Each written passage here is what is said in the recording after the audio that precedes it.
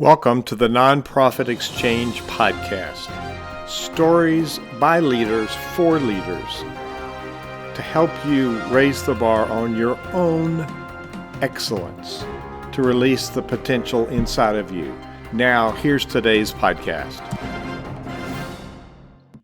Welcome to a special edition of the Nonprofit Exchange. We're broadcasting this live on a Tuesday night on what we call the Nonprofit Chat. People are watching us on Facebook, and people are coming into the webinar and learning how to be better leaders in this social benefit sector. It might be clergy, might be nonprofit executive directors, it might be people who lead associations like chambers of commerce or membership associations, affinity groups. We're doing really important work, and it's more important now than ever before in history. And it's important that we learn how to cut through the noise out there of all of the messages. How do we let people know about what we're doing? We have an incredible panel tonight.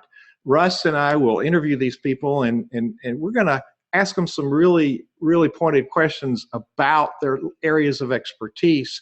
And what are some things that you want to learn? Send us some questions. What are some questions you have that would help you be a better leader in this aspect? Now, remember, leaders are good at delegating. This doesn't mean that you need to have all these expertise, these skills. Missed that word. It means that you need to find somebody, but you know what it is you want, because this is going to help you understand the leadership piece of PR. I'm going to ask folks on this panel to introduce themselves, to talk about their area of specialty, and why do you do this? Doug Brown, I want you to start out. You got that nice little beard there, a handsome beard. Start out. Tell people about Doug Brown and both the LinkedIn piece and the Newswire piece, please. Well, thank you for having us all today. These are topics that are near and dear to my heart, obviously, but I've been associated with Newswire, which is a press release distribution business, for about 8 years now. So I'm actually editor-in-chief at Newswire, which means that I'm the guy that's ultimately responsible for the content that we put up. Newswire is a press release publication service. So most of our clients are either businesses or enterprises of some sort, or even agencies that want to broadcast their news out to the public. So one of the challenges that everybody has nowadays is that, your local paper isn't quite what it used to be, and there's just not as many people home with print media anymore. And so most people get their information online, and Google News and some of the other online news services have really soaked up a lot of that traffic, and a lot of the information that's distributed nowadays is found online through places like Google News. Newswire is a way that you can self-publish your news to the world, both to media outlets that you'd like to have take your story, as well as, even more importantly nowadays, putting it online with Google News, so that as you write your stories, as you write your information, as you talk about your events and the people and the different things that you do, the news is available to people that might be interested in what you have to say. So that's kind of what we do in a nutshell. The second part of that is kind of LinkedIn, which I don't think is really what you want to talk about today, but we've grown Newswire to a huge extent through using LinkedIn. And so we've become kind of expert in how to use LinkedIn to grow a business and business stuff. But we can talk about that. Maybe if it becomes important today, we can talk a little bit more about that, or another time, and we can talk more about how to strategize with LinkedIn. But I know that the panel today is really kind of centered on press and getting earned media and getting your story out there. And so that's kind of what we do, and what my day job is getting people's stories out on Google News. Absolutely, and every time I talk to Doug, I learn things. And so, yes, you're an expert in LinkedIn, and that could be peer-to-peer conversation. So yes, there is a session of the Nonprofit Chat where we interview you. Russ and I worked you over. We asked you hard questions, and you did great. So there is an episode a few weeks ago about LinkedIn. So people can go to that episode of Nonprofit Chat, go to nonprofitchat.org. And if you register, you can see all the past sessions, or you can find the Nonprofit Exchange, which is the podcast. And those will be in the notes. Just go to nonprofitchat.org, and those links will be there. So, Doug, who should we call next? Shannon. Shannon, talk about your area of expertise. So I have been able to successfully attain over $3 million in free press, learn the skill from producing hundreds of events, and have found that there is thousands of dollars in publicity out there waiting for everybody. You don't have to be a nonprofit, but nonprofits definitely have an edge to do that. I also love helping people develop what I call an expert power bio, which is a great way to attract people that, or get people to pay attention, attract clients, attract donors, and those are kind of the areas I love to focus on. Lovely. And I speak at your events, you speak at my events, and we have a good time helping each other promote events, and we're looking at doing something, ramping both of those up. So I appreciate our collaborative relationship over the years. I guess we've known each other for 10 years, 10, 11 years, for a long time. I met you at an event called CEO Space. You had the Santa Claus hat on.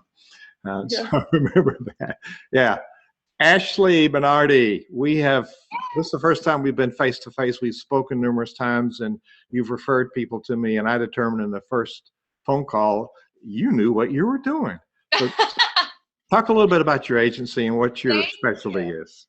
Well, thank you. I'm so excited to be here on this panel of all these experts. I'm thrilled.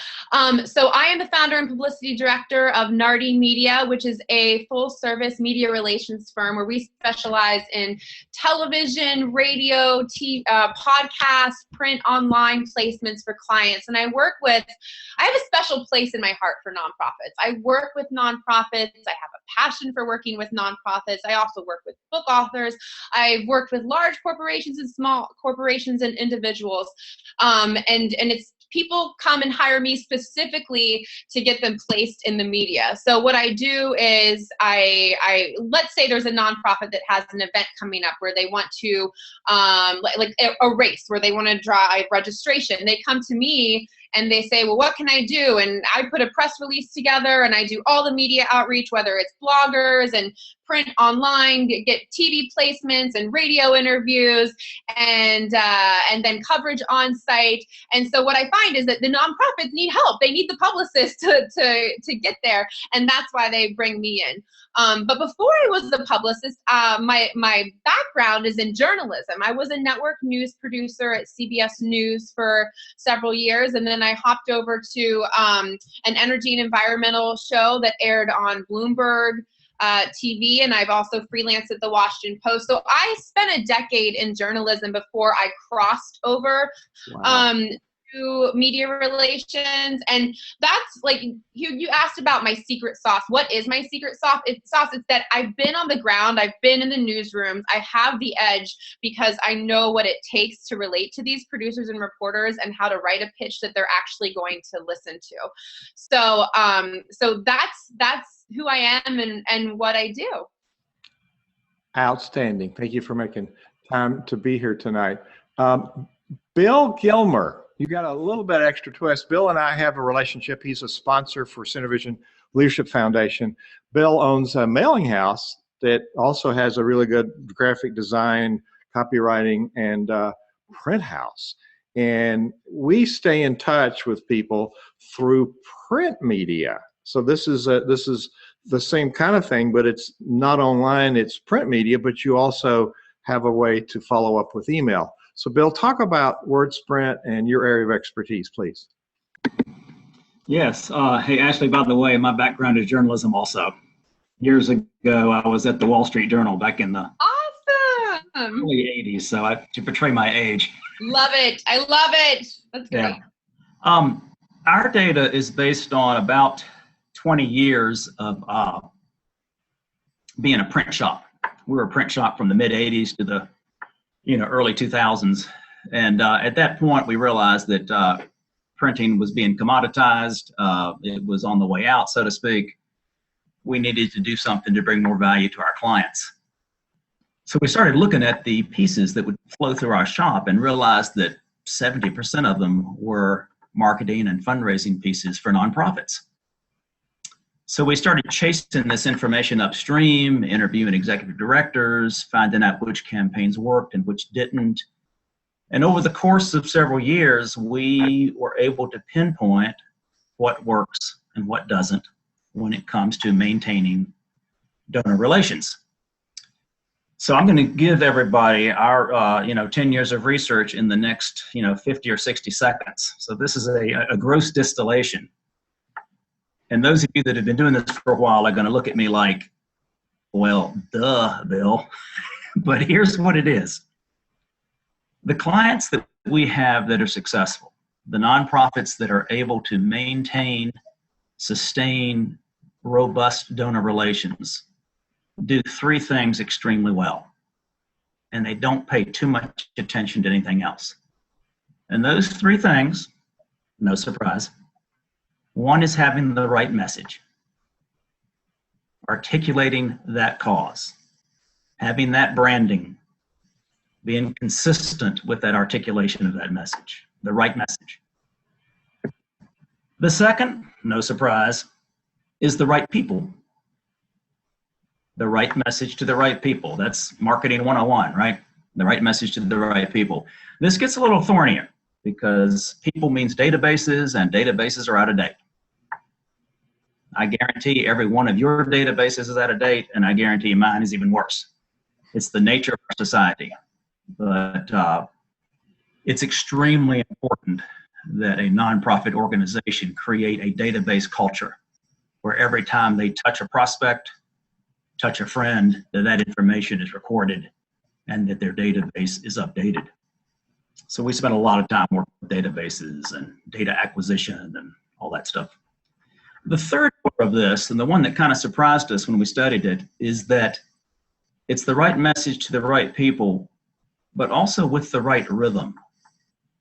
There is something about rhythm that it's almost spooky. It's kind of like humans on this planet thrive when it's rhythmic. What we say internally is that rhythm builds trust.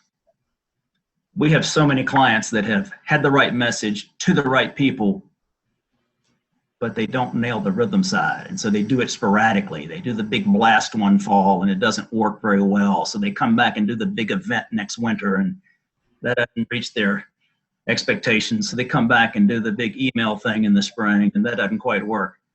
What they're missing is that it's rhythm. And sad part is that it's a rhythm that we feel our data shows needs to be sustained about 3 years before it really snowballs. So that's what we advise people to do. Get the right message to the right people with the right rhythm. And then it becomes a budget issue because you've got to be able to sustain it for 3 years to get that snowball effect. To sustain it for 3 years, you simply adjust the scope to match the budget that you can sustain for 3 years. So it's a neat little system. It's better to market, to fundraise, to reach out to donors like 500 people rhythmically than it is 50,000 in a blast. So that's what we help people do. We help them come up with a budget, with a rhythmic pattern of these touches. And these touches can be print, they can be email, they can be text, they can be events. And we help our clients coordinate this into a pattern that is rhythmic and builds trust.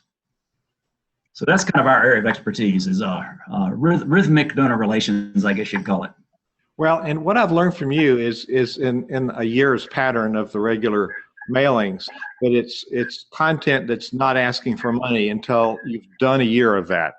And then so I think with all of what we're talking about with PR, this is not marketing. This is really staying in touch and informing a tribe and then growing that tribe. So I want to go back around and I'm going to ask yes. Yes? Now I want to ask each of you to give me two things. What is the number one question people ask you about this topic of PR? What's the number one question they ask you? And answer that. And then what would be your answer to that? And then the second part is, what should they be asking you? What's the number one question they should be asking you? And what's the answer to that? So I'm gonna go to Shannon first because I like her and I can pick on her. So what's the number one question people ask you about publicity? And what answer that? What is the question? What's your answer? And then what should they be asking? Well, people often ask, how do you get free publicity? How do you get your story in the media? And what's the strategy? And so I've developed a simple system. It's not an AP style press release. There's many ways to do press releases. So Hugh, you have not been doing them wrong, but there's many ways to do it. It's a simple format, one page, double spaced, 3 paragraphs, and literally anybody can do it. It's all about creating that tagline that sizzles and getting some important facts at the beginning and reaching out to the press and having it more of a story than an advertisement, really avoiding words like, I have a book called Media Magic. I would, instead of that, say, I'm an author, and doing what you can to stay away from what would appear to be advertising, which is really difficult for individuals. What I think they should be asking, and it's one of the most difficult things that people have a challenge doing, is creating their bio. We have the most difficult time writing about ourselves, talking about ourselves, and really showcasing who we are. And I've found that when people complete that process and actually create one that sizzles, it can double their income, it can double their impact, and it can really get people to pay attention. And that the bio is something that I've found, I've used it with proposals, I've used it in so many aspects of my business, so I don't have to talk about myself and people can pay attention. So if there's a question they should ask is, how do I move beyond those barriers of what's stopping me from writing it? All right. Why don't you choose somebody to pass it to now, the next one. I want to hear from Ashley. Ashley. Hey, thanks, Shannon. All right, so I love that, and I was nodding my head the whole time as you were speaking. I was like, yes, publicist to publicist. So for me, I would say a lot of people ask me, can you get me on national TV? Can you get me on the Today Show? But no, in all reality, what I wish they would ask is, how can I refine my message? How can I boil down my message so that it is conveyed in a way that the media understands it, and in turn they report it correctly? So Bill, you talked about just having the right message. I think that's so important for anyone, but especially for nonprofits. In order to get there and to put that secret sauce that gets you the earned media, like what you said earlier, Shannon, is we don't want to make it sound like an advertisement. So instead of selling your story, let's really tell the story. So how do we do that? I have found that identifying those real human interest pieces. Maybe it's not the CEO of your nonprofit organization, it's somebody who has benefited. So whether it's someone, whether it's a nonprofit that works for cancer or works for a religious organization or veterans. I'll use veterans as an example. But who are those veterans that you have worked with that the money that you've raised has gone to? See if they're available for interviews in addition to your CEO. So it's about identifying the right spokespeople and making sure your message is heard to the right audience. And also a couple other components now that I'm thinking of it is, finding the right spokespeople and making sure that your audience, and let's say you're pitching local TV audience, it's a very general public. So they want to know that it's relatable to everyone. How can we make this story relatable to everyone? Not just maybe people, or how do we make them care in particular about the nonprofit that you're working for? So one way I do that is by finding local data and statistics around the cause. And I'll use diabetes for an example, and I'm in the Washington, D.C. area. So I find, when I'm working with an organization that is raising money for diabetes awareness, I try to find specific stats and data on the number of people in Washington, D.C. who are suffering from diabetes and how that number is going to grow and increase over the years. That makes me, a viewer, a member of the audience, really kind of turn my ear and care. This is going to be a problem. It's a problem now. It's going to be a bigger problem and this organization is doing something about it. So while you're putting the pitch together, you present the problem, and then your nonprofit is the solution that's doing something about the problem. So a lot of that comes back down to the messaging and getting your message right, but also refining your pitch, and getting the pitch right so that a producer is going to book it. Wow. Does that help? There's a lot of skill in making that pitch too, isn't there? To the Yeah, there's a lot. I mean, Shannon, you know, there's so much it's an art, and that's why I love doing it, because it's essentially you're writing a news story. You're writing the news piece so that when the producer's reading it, they see it as they're visualizing it as a news story itself. So it has to almost be written in that way. It needs to be short and sweet, the who, what, the when, the where. And it also, if it's a local pitch, always, if it's a local pitch, you need to have local data and statistics. There needs to be the news peg and the news hook to make it relevant and to create the urgency for a producer to say, I want to tell this story and I want to tell it tomorrow. What were those two terms? News peg and news hook? News peg and news hook. Will you explain for this? Yeah. So that's a great question. So a news peg and a news hook, let's say I'm going to use, for example, you know, we're trying to raise money for, you know, healthier school lunches, right? What's the news peg there? We have back to school season coming up. That makes it timely and relevant to tell that story. So I use back to school as all the kids in Washington, D.C. go back to school. One nonprofit is working on getting healthier lunches implemented in schools. Do you see how that works? That's my news peg or my news hook. Love it. Love it. All right. Who are you going to call on to go next? Let's see. Me. I get to call. All right. Doug, you're up. Well, thank you. So the question that I'm asked most often is kind of the same question I think that Ashley and Shannon have both talked about, and that is how I can get in local news. And you know, they've really answered that question. The horrible part about it that both of them will readily attest to, and that is you just can't really put a dime in the machine and make local news happen. No matter how good you are, no matter how good you think your story is, no matter how important it is, sometimes there's just nobody home. There's no room for it. There's no time for it. There's no whatever. It just isn't going to make it onto your local station. So what I wish they would ask me is, how do I build my brand?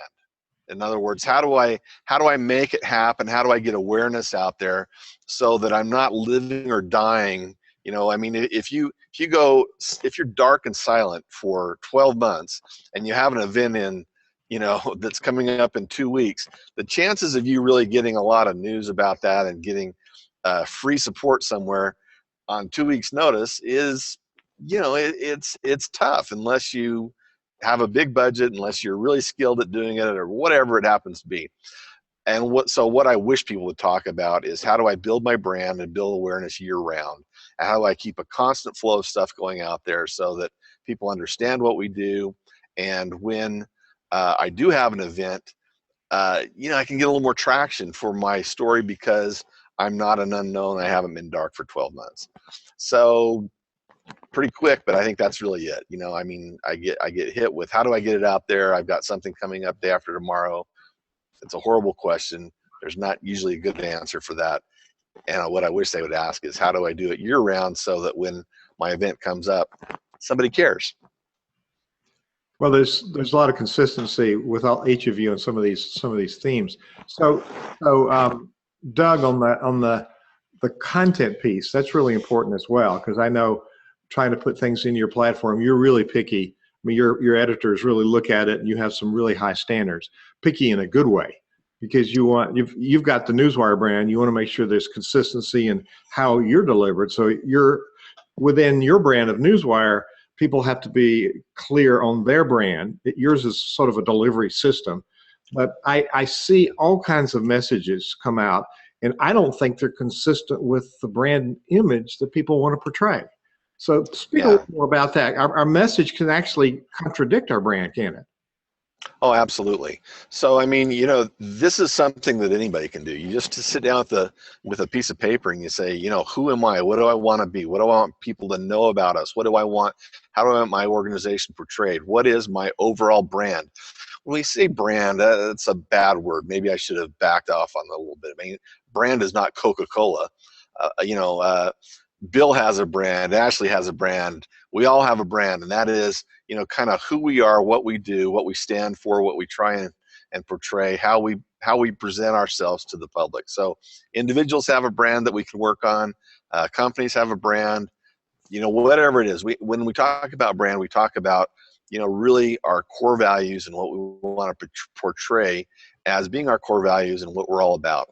And so, my message to people is to consistently build that brand.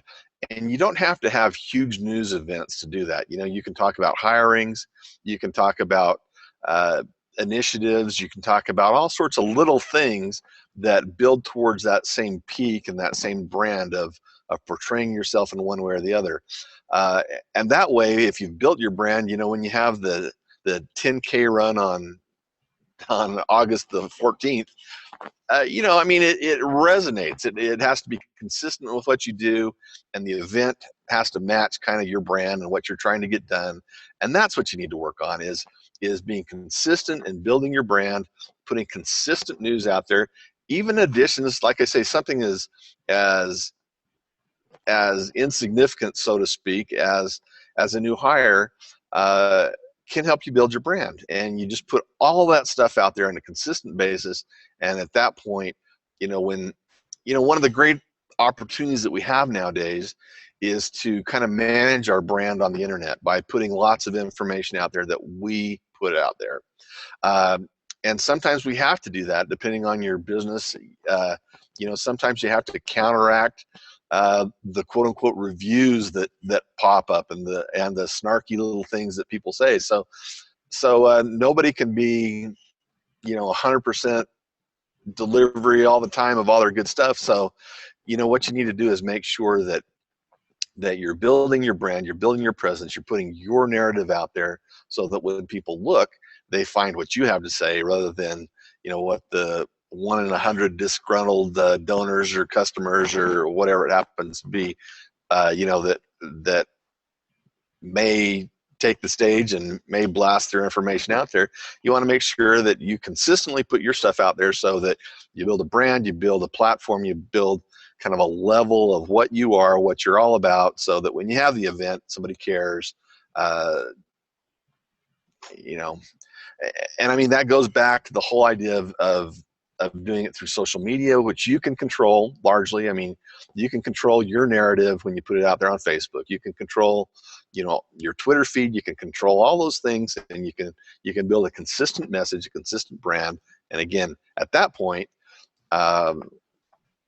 you're worth talking about, and you're worthy of the press that you're trying to get. And we're talking about different platforms, really. We have a platform for PR, and Newswire is a platform, social media is a platform, Bill's system is a platform. So there's a platform, but what you just brought up is huge. We can do ourselves a lot of damage if we're not really clear on the brand. And many charities don't even get it. So thank you for introducing that topic. Who will you call on to go next? Well, I mean, we're getting a little slim here. So, hey, Bill, what's up? Well, I'm echoing what you guys said. I would say 2 things that people come to us for that are somewhat frustrating. One is that there's a lot of concern about what their piece, their media looks like. We have a lot of people that want to spend a lot of money with photographers, with freelance designers, trying to craft this beautiful piece that they can get out there on their website or on their direct mail. And that's fine, that's good. You need to have good branding, you need to be clear and consistent. But boy, people spend a lot of money they don't need to spend, because if you've got the right message, telling that story like Ashley and Shannon were just saying, to the right people, you got that database down. And with that consistency that Doug was talking about, the right message, right people, right rhythm, that way trumps all the money you spend on photography and graphic design. Now, that doesn't help my company any, because that's what we do. But honestly, we have clients who do it just as well with very simple pieces.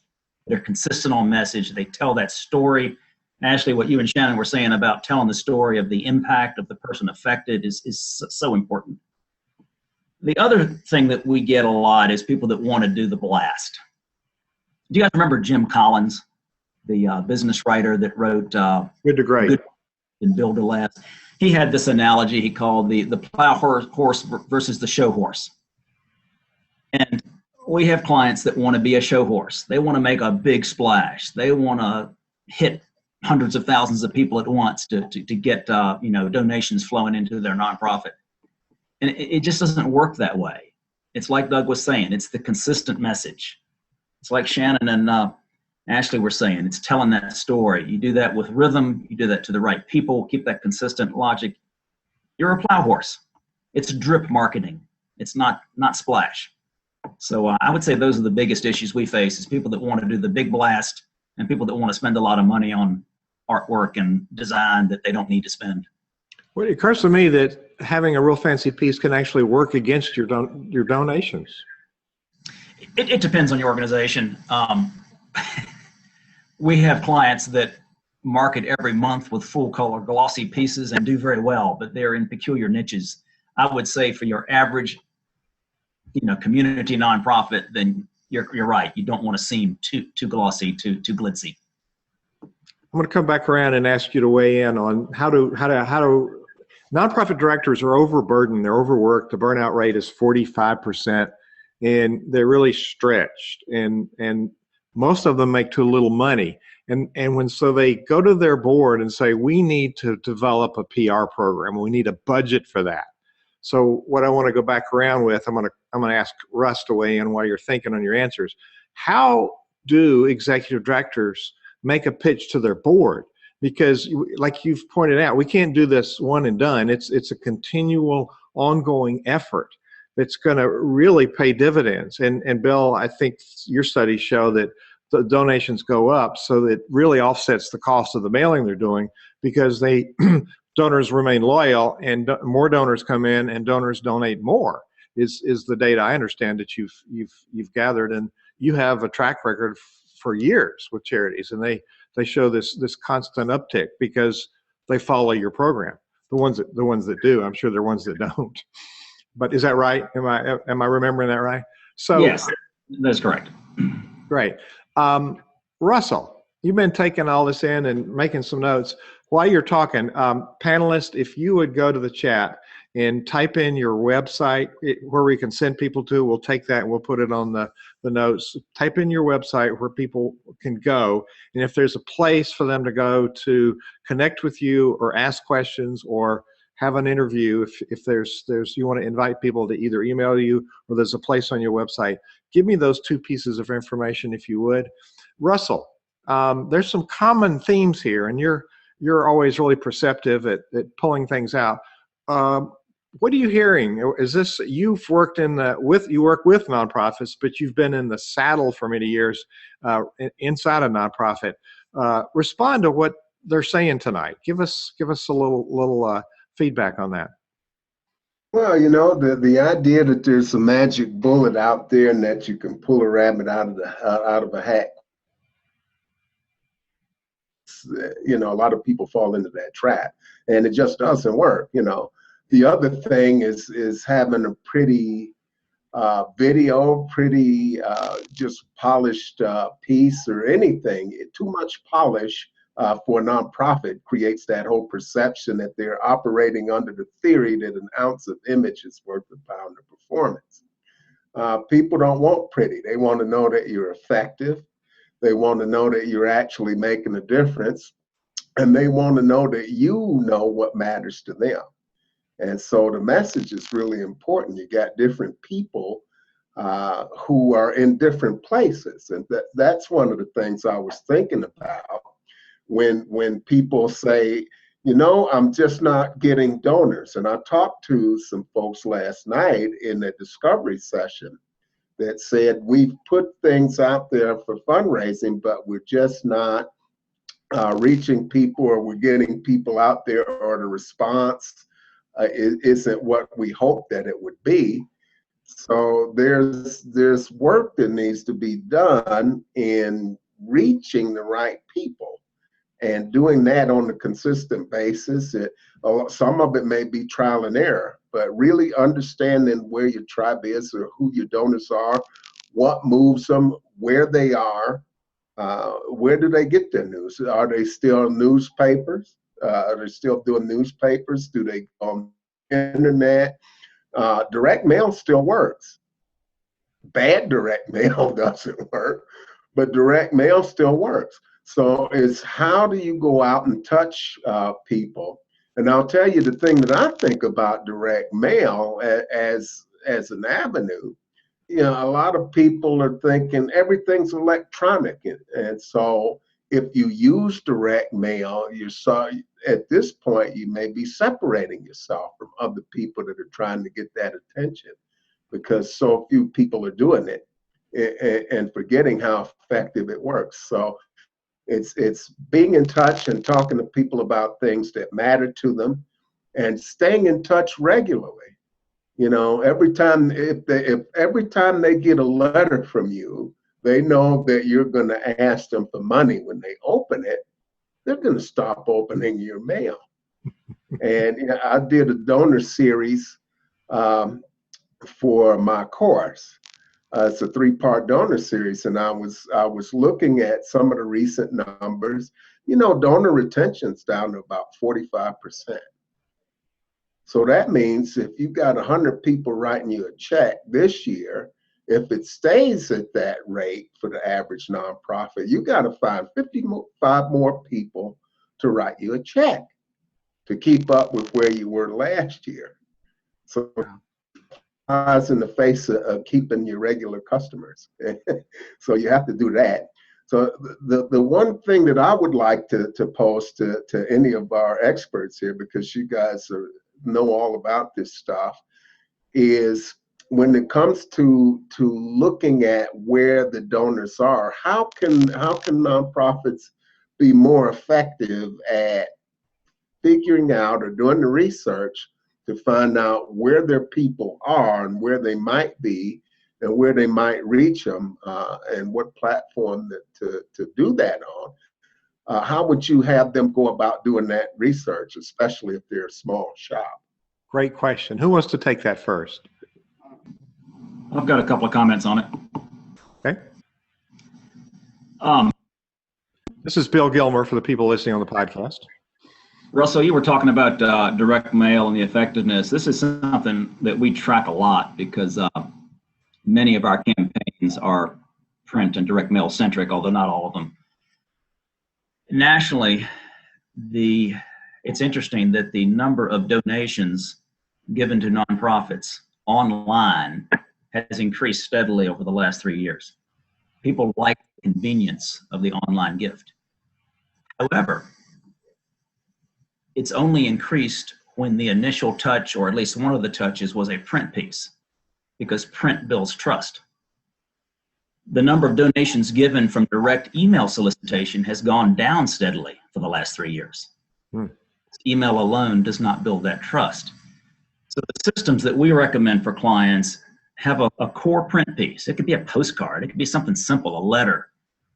But it drives to a website. It's often followed by an auto-triggered email with a link. It gives people that convenience, the online gift, after the trust has been built by the print piece. So you're right about direct mail still works. It works very well. But in the same breath, I would urge all nonprofits to have a very seamless, user-friendly online giving experience. So it's critical, because that's what's happening. Where to find donors? The best list is your own list. The best list, I mean, for most community nonprofits. Now, it's different when you're national, but if you community nonprofit, the person you bump into in the grocery store is a way better lead than any list acquisition that you do. You've got to have that database culture where everybody in your organization is constantly have the antenna up on the alert. They see Sally in the grocery store, and Sally says, "What are you doing these days?" And it's, "Well, I'm working at the free clinic." You generate some excitement. You go back to the system, and that person becomes a prospect. Now, that being said, you can also do data acquisition. What they've done with the artificial intelligence on big data, just in the last 8 to 12 months is mind-boggling. We can identify people in the community that are likely donors in a way that we never could even a year ago, even 2 years ago, because this whole phenomenon of big data is collecting more and more data points on all of our transactions, all of our interactions that are electronic on the internet, and that data can be gathered, can be culled, and can be purchased, and it's not expensive. So that gives you a secondary way, but it's not as good as the person you run into in the grocery store. Great, good wisdom. Doug, how do people use your platform? Is there a way for them to do research, way for them to target?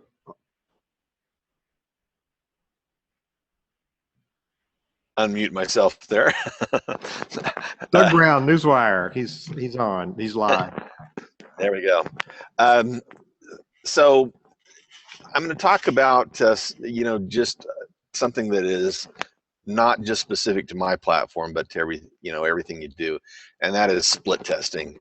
I mean, you have got to split test every single thing you do. So when you write something, and Bill just talked about, the value of your own list. Well, I see so many people, and we learned this the hard way with our business. We've got 50,000 people that have used Newswire, so we do some regular mailings around here. And let me just tell you, when you go out to any list, whether it's a cold list or a purchase list, and especially your own list, you need to be split testing all of your communications with them. And I'm going to give you a real quick little rule of thumb, and I'll even put it into chat here that you can use and keep. And this is a way that you can, believe it or not, double your responses on every email you do, everything you do. So here's the formula. You take your list and write your 2 best subject lines, the 2 you think they're the very best that you're going to do. Just brainstorm them. You're going to miss. They're not always going to be perfect, but if you'll just write 2 subject lines that are kind of different, and there's lots of help you can get on writing subject lines, whether it's a question or a statement or whatever it is, you go online and research subject lines. But whatever subject line you think is best, write another one. Get some more help and write another one. Then when it's the time to send your list out, send 10%. Now write this down, and I'll put it in chat here so you don't have to if you're seeing that. But if you're listening, write this down. Send 10% of your list, your subject line A, and at the same time send 10%, another 10% of your list, subject line B. Use the same copy, so you've only got really one copy in the whole thing at this point. So you're going to split test that later on, but 10% of your list gets copy or gets subject line A, 10% gets copy B or subject line B, both of them with the same copy. Then evaluate that, and you'll be amazed at how different your open rate is between 2 lines. I mean, as good a job as you think you're doing, one of those 2 lines is going to have a way better open rate than the other. The next thing you do is you take another 10% of your list, and with that winning subject line, you put your copy B in it. In other words, the body of your email, do the second version of it, and in the body, you're going to track the open rate. So I mean, whatever your call to action is, you're going to track that. So the first time when you're talking about subject lines, the only thing you really are tracking is your open rate. The next thing you're going to do is track your action rate. So you're going to compare the rate of clicks in that third test that you do. You're going to use your winning subject line with your alternate copy and track those changes. Now you've got 70% of your list that you can email with the winning subject line and the winning copy. And just doing that little thing, which is going to take you an extra hour in the morning when you send your emails out, if that, is going to double your response rate. And if you just get in the habit of doing that with everything you do, whether it's writing an article or sending an email or sending a postcard or whatever it is, if you just always start thinking about split testing, split test everything you do. You'll be amazed. The way you look at the world is not the way everybody looks at the world. So, just because you're saying that, man, that's got to be the best subject line ever, that's got to be the best call to action ever, you're just kidding yourself if you don't split test it. So, You've been looks there, like looks like all of it has gotten put into chat already. So I won't put my little list in there, but you've got it right. So 10%, 10%. Then one more time with your new copy. And then that leaves 70% of your list to get the best thing that you can put out there that day. On the Nonprofit Chat podcast, if they're opening the podcast, the copy will be there. There's podcast notes, and we commonly post these notes in the podcast platform itself. Shannon Gronich she's the Media Magic Queen. Your book is Media Magic. You run businessaccelerationsummit.com, which is an event you do a few times a year, and you've done a good job of building out your own PR for that event. Kudos to you. Now, do I remember that you've got a Media Magic live event coming up sometime soon? I do, August 10th and 11th, right here on the ocean at the Crown Plaza Oceanfront. Love it. And this is Melbourne Beach, where that would be.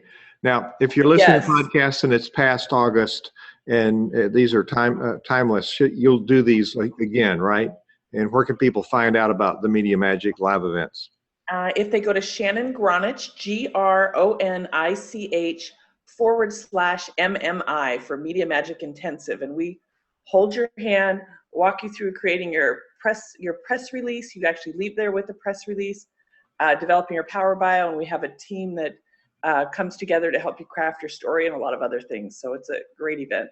ShannonGronich.com/MMI, and if you'll put that in the notes after you talk. So respond to this topic that Russ threw out here.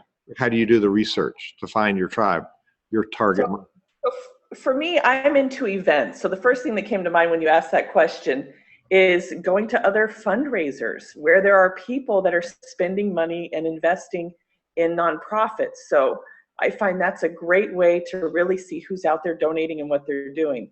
Also finding joint venture partners. I just went and updated my driver's license yesterday, and they showed me a list of 20 nonprofits and asked me if I wanted to donate. So I know that there are organizations that are out there that do contribute to nonprofits. So who can you collaborate with? Who can you partner with? Are there corporate partners? I know we have a number of restaurants here where every single month they take the day to go out and donate to particular charities. So finding out, are there people that can be out there marketing on your behalf? When it comes to the technology stuff, I would definitely go to Bill or Doug or Ashley. Mine would be more of being out there rubbing elbows with individuals with events. Primary research. Ashley Bernardi, it's bernardimedia.com. Nardimedia.com. Oh, sorry, Nardi, Nardi. Sorry, my bad. So weigh in on this, will you, please? Yeah, so I love this topic and question. I think what Shannon said, for me, networking. Rub elbows with people, join different groups and organizations, whether it's, if there's like nonprofit entrepreneur groups for, nonprofit CEOs, find out who they're meeting with. But also what Bill said is just, you really never know.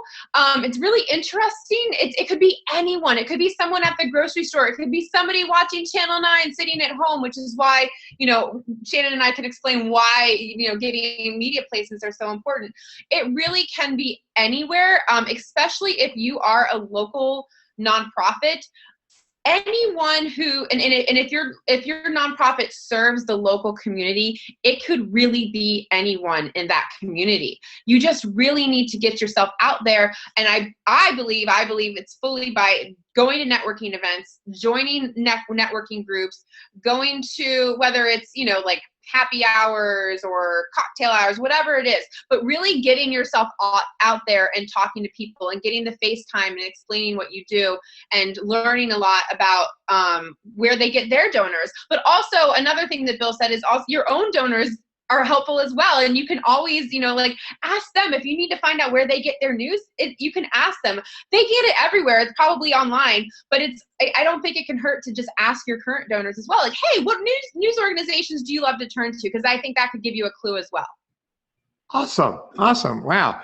Tonight I'm demonstrating one of my key leadership principles that I teach. Leaders don't need to have all the right answers. They just need to ask good questions. So you guys are providing the content, and I'm asking you, thank you for affirming my questions, Ashley, several times. So let's go back around. The topic that before I threw it to Russ for that question, how does a nonprofit executive pitch their board on putting some money in their budget? Now, it would vary according to how much PR they need, and if they hire a professional, or they need to hire somebody to do it right, because they're doing something different. And unless their expertise is PR, they should job it out somewhere with somebody that's going to give them a good return on that investment. And we're talking to board members that have gotten into this scarcity thinking. We adopt, and we use the word, it starts with the word nonprofit, and it puts us people in this scarcity thinking mode. So what we want to do is give them some value. So how would you counsel people? Let's go backwards from Ashley, and then we'll go to Shannon. Ashley, how would you help coach a nonprofit director or clergy to speak to their board about creating a budget to support a really good brand-focused PR program? I love that you asked this question. When you asked it earlier, I was like furiously writing notes because I think it's really, really important, and there's so much value to having in-house PR.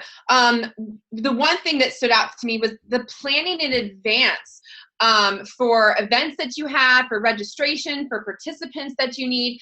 You need to get the word out there. How are you going to do that if you don't have PR?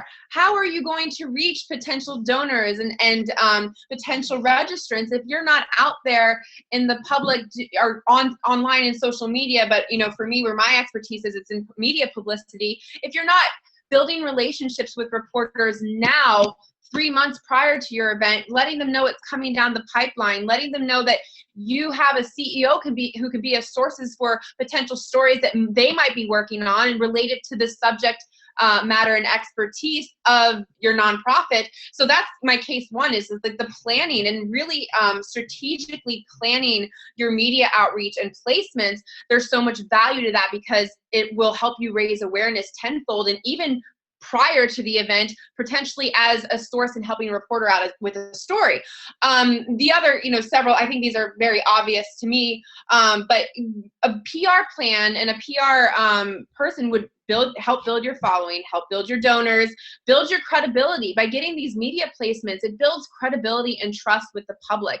And that's something that really helps donors. And I know a lot of the nonprofits that I work with, the news outlets that I get them placed in, they get really excited because they're like, oh, we're going to show our donors. We can't wait to show our donors. It builds that credibility and trust, so they keep donating, right?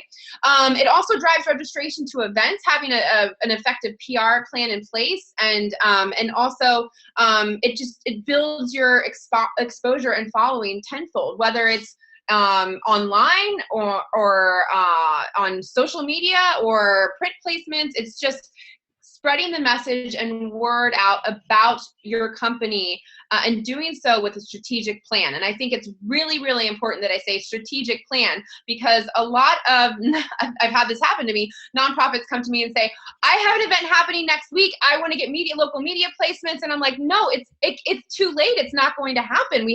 It's just not going to happen. You have to start planning for these events. If it's a ball, if it's a race, if it's a walk, it's a run, you need to have a PR person, in-house PR person, saying, okay, what media assets do we have? What bios do we have ready? Who are our spokespeople? Who are the people the real human interest people, the stories that we can start telling to the media?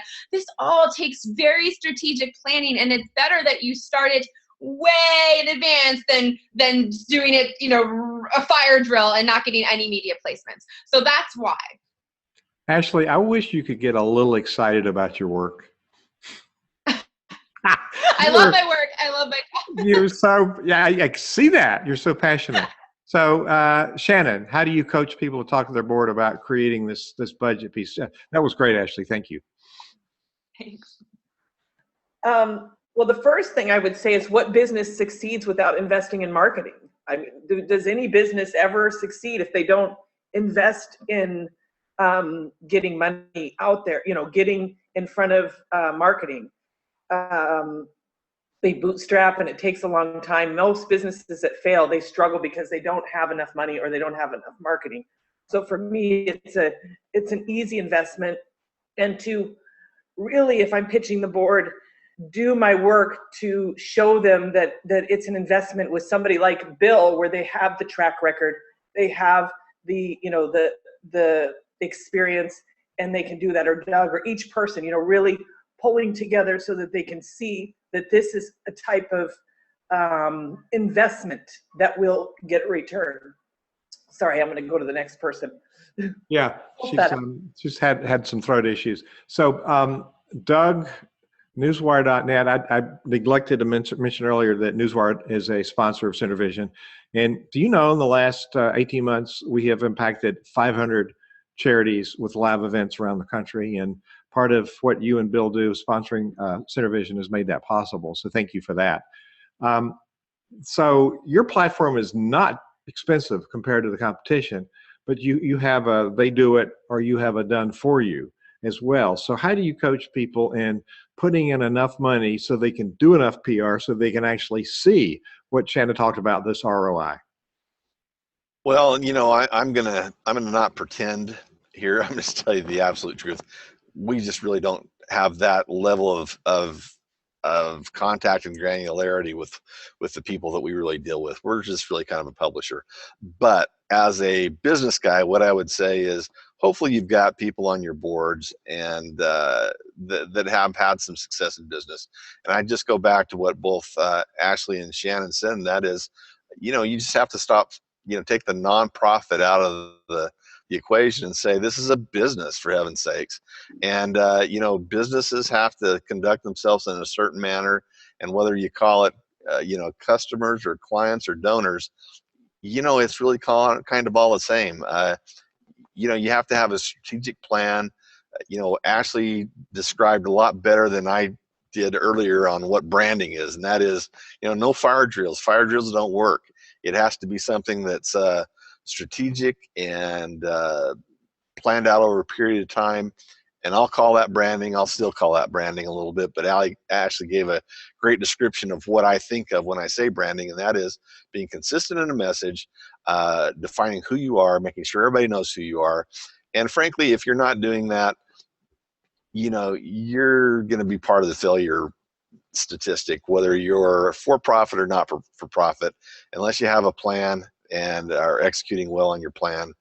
I guess there's a few lucky exceptions out there to every rule, but the rule is, you have to have a brand and you have to build a brand, and it's a long process. It has to be part of your budgeting. It has to be part of everything you do. Absolutely, and I'll disagree with you a little bit. I think Newswire, and I've not been effective at using it because I've gone to other things, and I did not do what we're talking about here, get somebody to manage it for me. But when I used it, when we started the magazine, I was amazed at the reach of the messages. So it's and you don't let us create the same message and do it again. So your editors look at it very carefully and make sure the message is very good. So I would say that combined with some of these other things, using a tool like Newswire to make sure that there's a broad set of impressions as well would complement the what you call the granular piece. So, well, what I meant by we're not granular is, we don't, our service costs $100 or less every time we do something. So we serve people that do public relations rather than meeting with boards and telling them why they ought to do public relations. Does that make sense? So what I mean by that is we're just a step back from meeting with boards and telling we don't pitch PR campaigns. We're a tool that people use to execute on their PR campaign. You're a part of the package. Got it. You're part of the package that Shannon or Ashley would take to clients, or I would take to clients. Got it. Got it. All right. So Bill Gilmer, weigh in on this question, please. We have a simple little tool that we give executive directors to use with their board. It's simply an Excel spreadsheet that shows the various touch points throughout the year. It includes the events, it includes maybe the website revamp, it includes maybe an appeal mailing or two, the e-newsletter, whatever those touch points are. Quantities with response rates, with average gifts, so that it can project an ROI. And we have found that board members love this when they can see it in black and white. Again, we adjust the scope to fit whatever budget works. Just a funny little story. Up till about 8 years ago, I was the chairman of a small, struggling nonprofit. I'm a late bloomer. I have teenage girls. And at that time, they were in this small private academy that was struggling.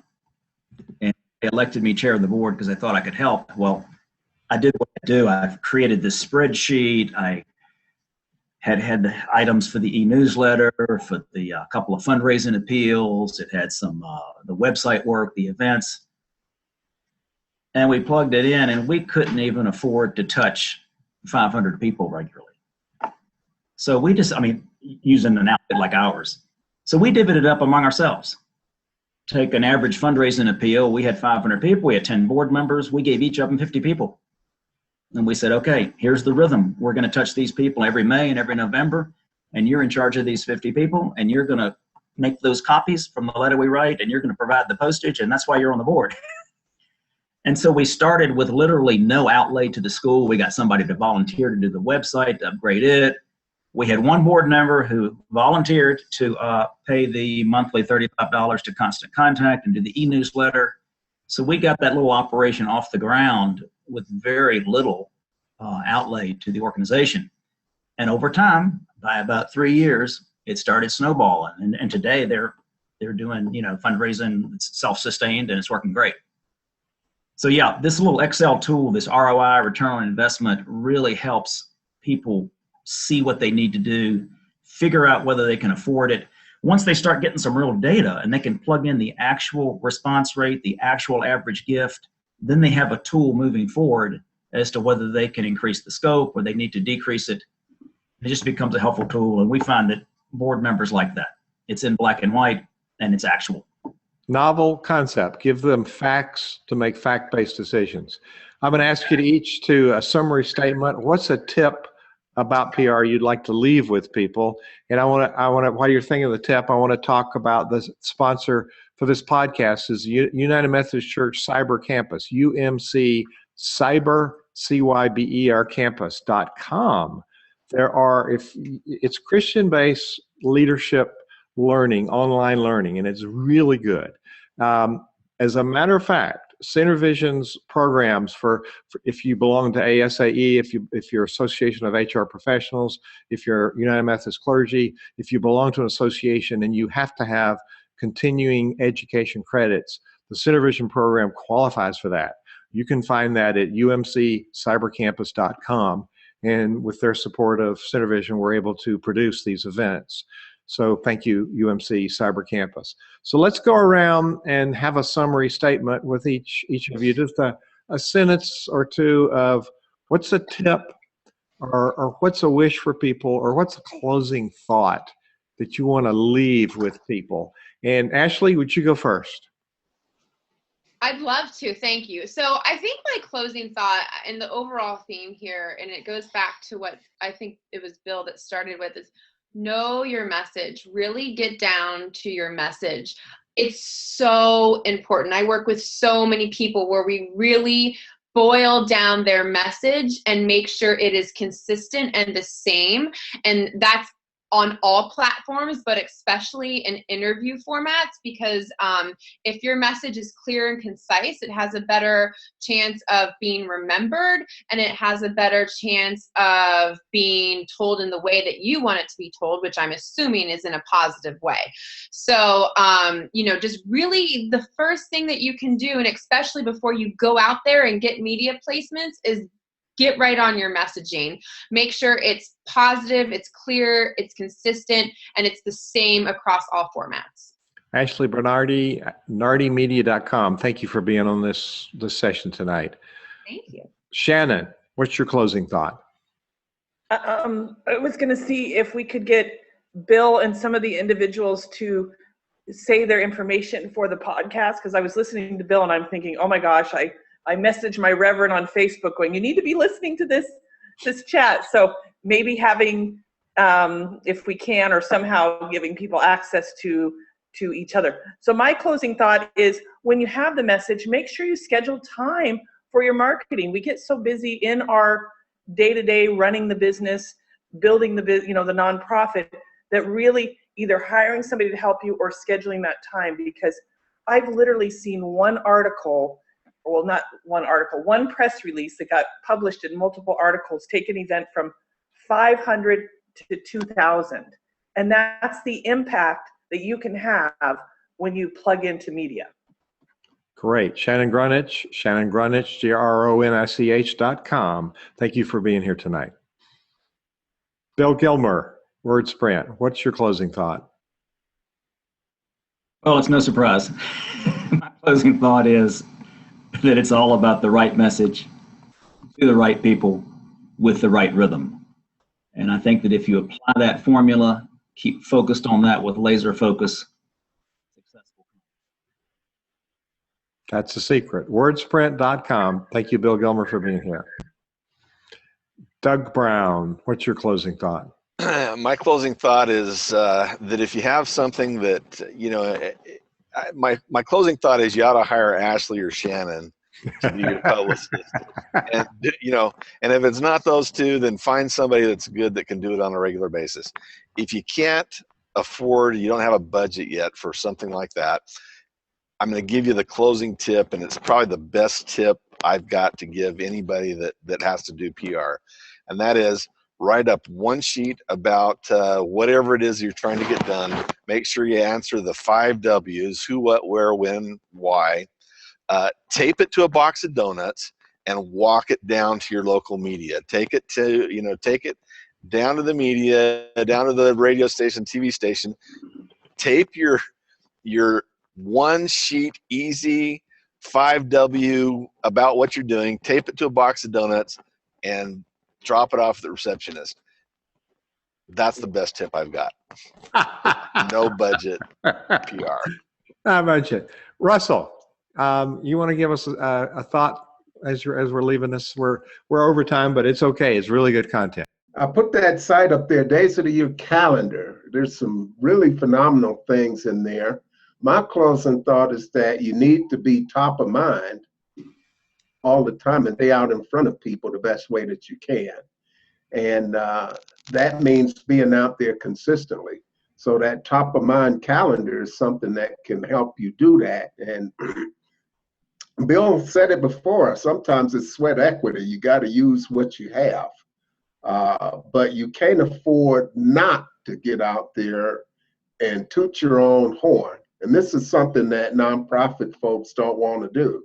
They feel like they're being salesy. But, if nobody knows about your services, nobody's going to use them, and there's nobody that's going to pay for them. So you have to be out there top of mind. And so this was wonderful. I love all of you folks, the stuff that you provided here. Thank you all again for all of the wonderful insights. And it's all about messaging and being consistent and being out there. So we're out here trying to make the case for folks to do that every day, and hopefully they'll get there. Thank you all for sharing your wisdom.